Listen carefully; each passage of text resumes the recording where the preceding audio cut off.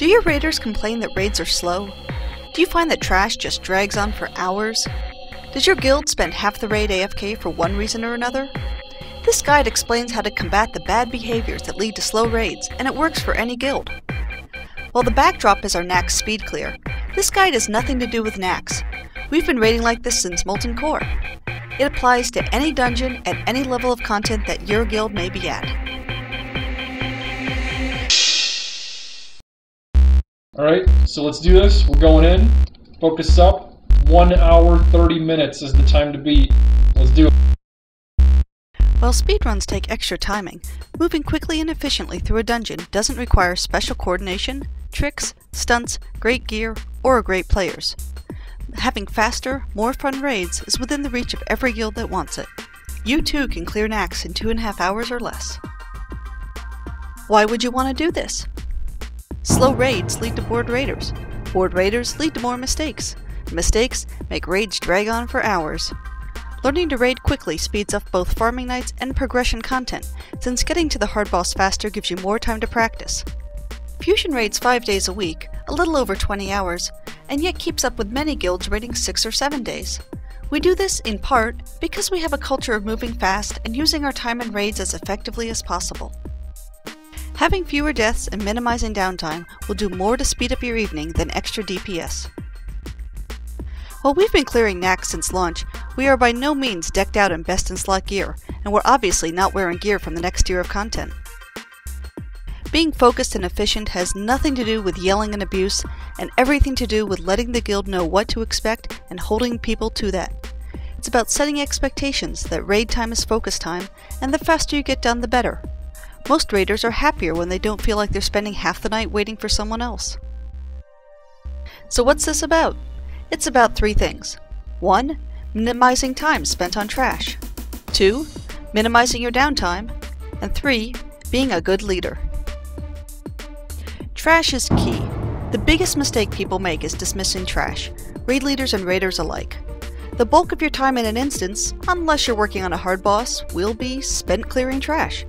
People going AFK, not giving their best, or otherwise dragging their feet will slow down your raid far more than anything else. Your tanks, or hunters if you pull with a hunter, set the pace of pulls, and the best way to speed up trash DPS is, well, pulling trash faster. Consider having a trash tank if you have an eager but less senior tank who you know can keep up the pace. Make sure the tank is responsible, however. Raid frames or some method of monitoring health and mana are critical. Pulling when half the healers are dead or everyone is at 10% mana will just lead to wipes and frustration. Your raiders' attention will drift if you don't keep things moving forwards. Have your other officers help you keep the raid moving if you're tired or aren't prone to impatience yourself.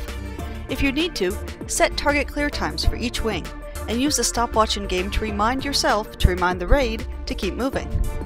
All tanks have AE tanking capabilities, and taunt can be used at range now. Expect your tanks to keep pulls under control.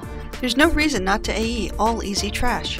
It can help to have a tank play catch.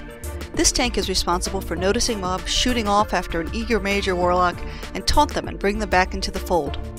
Your plate classes can throw in tanking gear on trash even if they're DPS spec. This can help keep things more under control.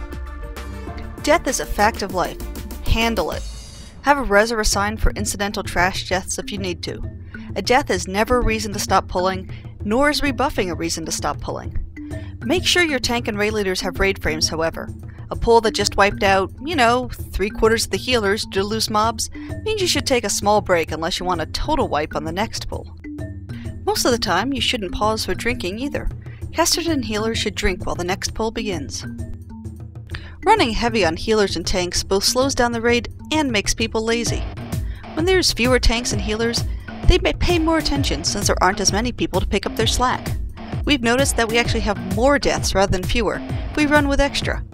This doesn't mean to sit them and not let them raid. Encourage them to get DPS specs and gear and rotate around who is healing and tanking that week and who is DPSing. It's a good way to give people variety. In summary, take trash seriously. Find pullers that are responsible yet impatient. Set targets wing by wing to keep the focus on moving quickly. Make sure you have enough tanks for trash. DPS spec tanks work for almost everything. And finally, don't stop for a few deaths or rebuffs, just do it as you keep moving.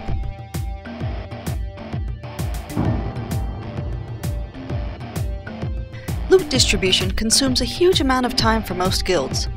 Regardless of your system, consider using Master Looter so everyone else can clear trash while you assign loot.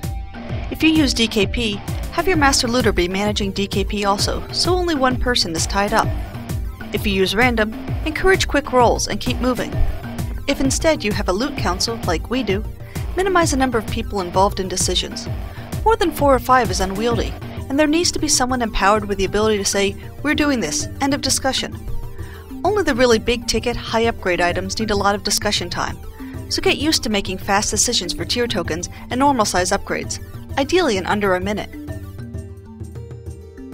Plan breaks so people know what to expect. We raid for 4.5 hours a night, so we always take a 5 to 10 minute break after flasks drop. When people know there's a break coming, they're less tempted to take random AFKs. When AFKs do happen, they shouldn't slow you down. For the most part, you can keep moving, even if someone is AFK or disconnected. That point leads us right into, never ask questions that everyone has to answer. Is everyone ready? Can we start pulls? Neither of these is useful because you don't care if people are ready. You only care if someone isn't. So a better question to ask is, who isn't ready? Or, better still, don't even ask. We're pulling in 15 seconds. Your raiders will learn to speak up if that's an issue. In summary, do loot quickly, no matter what your loot system. Plan your AFK breaks, have a break both beforehand and one mid-raid. And finally, don't ask questions and wait for the whole guild to answer. Simply tell them and see if anyone objects. You need a good rapport between your tanks and healers. Help build that by encouraging communication on vent so the healers feel energized and not overwhelmed, and the tanks feel confident of their pull speed. Having heals assigned to specific tanks can give those tanks confidence to move forwards to pull since they know they're being covered. Good raid leaders aren't just impatient, they're also lazy. They don't want to do all the work themselves. Raid leader just means you're where the buck stops, not that you do everything. If you're using a main assist, don't have that guy be the same person who's going ahead and marking targets. Have the healers coordinate amongst themselves, so before you reach the boss, they already know how healing will be arranged. Before you reach the boss, tanks should know what they're going to be doing. And if a class needs to coordinate interrupts or sheeps or something else, remind them to coordinate it, but don't do it for them. There's no reason to accept poor play on trash.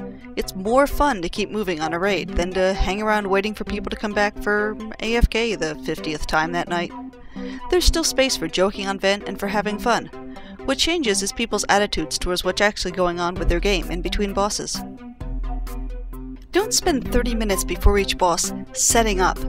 Expect people to review what they need to do as they're approaching the boss, and then just spend a brief period reminding people of important highlights before engage. There's nothing wrong with your guild if you need to remind them about details of boss fights or that this is a particularly nasty trash pack.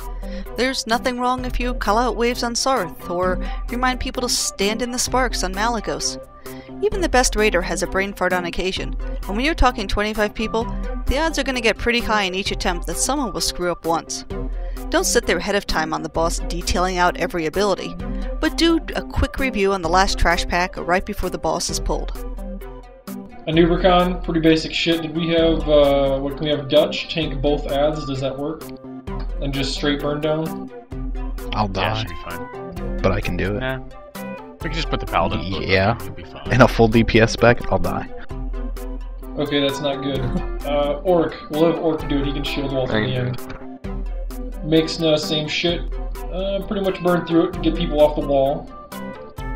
Hygen. Do not die to dance, or you're dumb. For Gothic, we'll just split up physical DPS on dead side, casters on live side, healers, I'm assuming you guys can split up as need be. We'll do Arcadu and Orc on dead side, Dutch and Baz on live side. In summary, encourage tanks and healers to chat and keep up a good rapport. Delegate everything that you can. Make sure your guild is still having fun. Plan ahead for bosses. And remember, there's nothing wrong with reminding your raid about things either before or during a boss.